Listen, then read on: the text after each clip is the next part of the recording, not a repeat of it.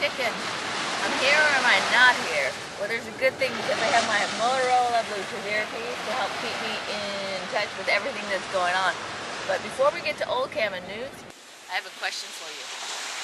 Can you see the otter out there? Or a dolphin?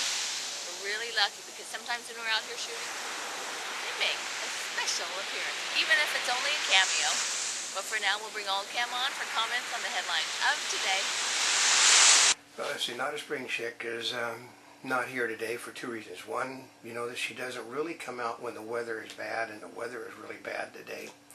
And two, she's got a gifting suite to do, and she's going to an echo event later, so she has to be in prime condition to look cute for those things. Let's see, big stimulus, a risk for both sides. Not really, because the Democrats are piling it full of their social expenditures that they want, and if it doesn't work, the Republicans win, you know, and if it does work, the Republicans say that we were doing what our base said, so it's win-win for both sides. For the American people, no, but for the parties, a win-win. Then let's see, we got Democratic Senator seeks Bush-era Truth Commission, but it is not a partisan attack on President Bush, nor means that he should be tried for the crimes that he committed. I love that, tried for the crimes that he committed, but it's not a partisan thing. I love this, even with outfits so small, Sports Illustrated spends an average of $2,000 in overweight baggage fees on tiny little outfits, you know. I was always told that the smaller the material, the more the swimsuit's going to cost. Let's see. Bottom falls out of the market on Obama's plan for bailout. It's just $1 trillion now just to start and growing, and it doesn't even cover housing.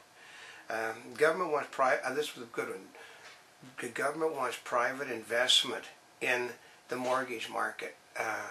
Let's see, they're called toxic assets because they aren't worth anything. You're not going to spend more money to get an asset than it's possibly worth, and you can't resell it because you can't get any credit to buy anything. Basically, to Obama, those that do not agree with him, he shows contempt for. I mean, this man makes half-assed jokes about people that don't agree with him. How about this? Well, you know, so what if it's going to social programs? You know, it's spending, and isn't that what a stimulus is about?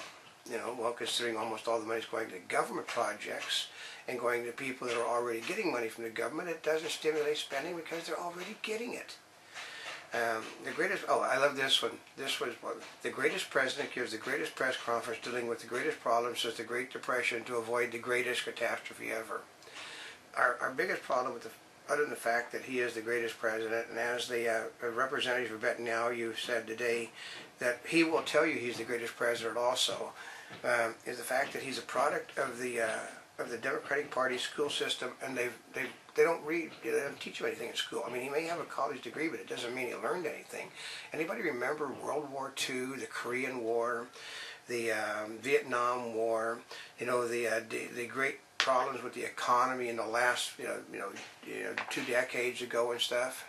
You know, those were really catastrophic, but but since he doesn't know that World War II and all these other things exist, this actually makes it the worst.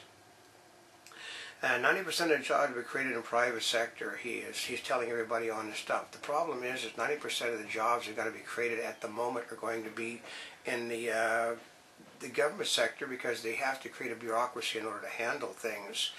And but also what people don't understand is you have to listen very carefully to what he said. When he said specifically that I'm going to bring change, people assumed he meant change away from the way they were doing. Mr. Obama actually meant change back to the way they were.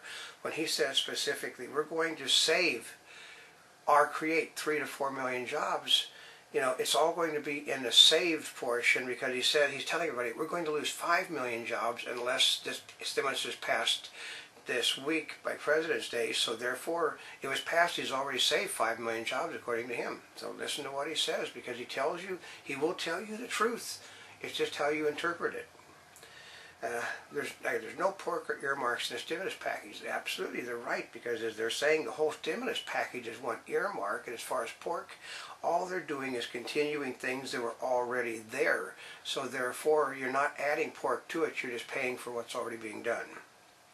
And oh, last night, today, all the people, that we inherited a major problem from George Bush, and therefore it's George Bush's problem that we're trying to solve. Well, you don't solve the problem by spending so much money that you could have literally paid off 90% of all of the mortgages in this country, which would have stimulated the economy alone by just doing that.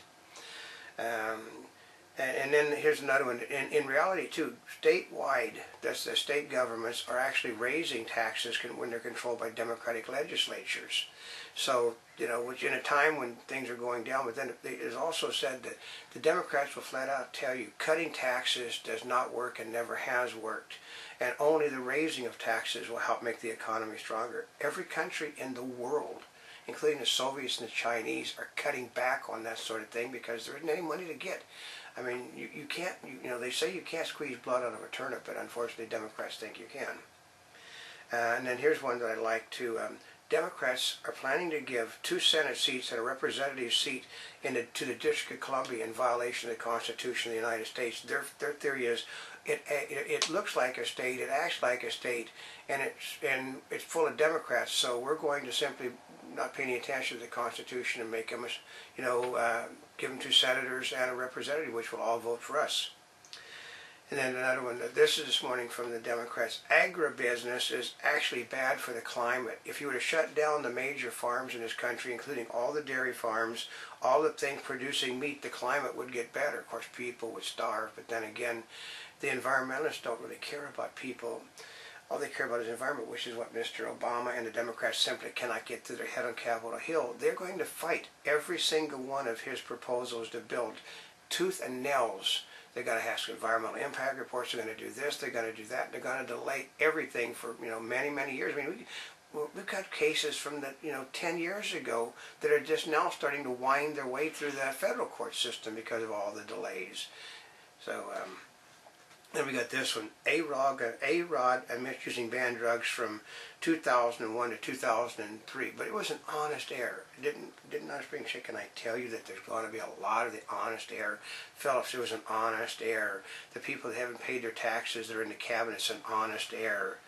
So, that's a big phrase. And then we got another one. Afghanistan, Iran, and Russia harder to deal with than Obama thought. Well, when you go tell people that you want to conduct a dialogue with them and that, they already know that you're not going to stand up and fight against them, which is scary, because it generally means there's going to be one major battle somewhere, because anytime you sit and do nothing but talk, it always leads to a fight. Okay, it will be a very long 4 years with no bipartisanship for Obama, because creating jobs is more important than cultivating bipartisan cooperation, which is what they said. To put it very specifically, we won the election, we make the rules. So basically, U.S. taxpayers are risking $9.7 trillion as of this morning on the bailouts that are going on, which are no longer called bailouts because they decided that didn't go over well with the American public. But like I said before, it does amount that you could take that money, pay off 90% of the mortgages in this country with it, and that money, that alone would stimulate the economy beyond belief. Another one, oil prices are falling. I can't find gas down anywhere. I mean, the cost of the barrel is what it was when the gas was 35 cents cheaper. Prices continue to go up though. Here's something that's very important. Basically, the press on the left, the press on the right, both are regarding that they are not supposed to be the story. When I was a young student in college, like 5 decades ago, they told us that your job as a reporter is to go out and cover the story, not to be the story. Unfortunately, they don't know that anymore. But here's a Monty Bulletin from Mark Twain of the Animal Kingdom. If you can't answer the simple question, what if it doesn't work, what are you going to do to fix it, then you should never have done it to begin with.